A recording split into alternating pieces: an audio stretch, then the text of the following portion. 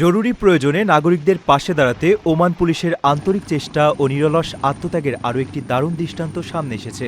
দুর্গম পাহাড়ি এলাকা থেকে এক অসুস্থ নাগরিককে হেলিকপ্টারের সাহায্যে দ্রুত উদ্ধার করে হাসপাতালে পৌঁছে দিয়েছে royal Oman police air wing. সামাজিক যোগাযোগ মাধ্যমে এই উদ্ধার অভিযানের দৃশ্য প্রকাশ করা হয়েছে।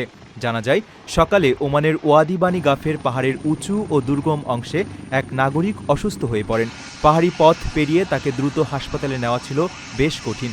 খবর পেয়ে কালক্ষেপণ না করে দ্রুত ঘটনাস্থলে ছুটে যায় রয়্যাল ওমান পুলিশ এয়ার উইংয়ের একটি উদ্ধারকারী হেলিকপ্টার।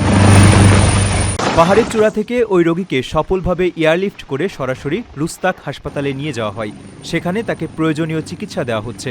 ওমানের নিবেদিত প্রাণ পুলিশ সদস্যদের এমন দ্রুত সাড়া দেওয়ার ঘটনাটি অনলাইনে ব্যাপক প্রশংসা কুড়াচ্ছে। বাসিন্দারা ওমান পুলিশের মানবিক পদক্ষেপের জন্য তাদের প্রতি কৃতজ্ঞতা প্রকাশ করেছেন।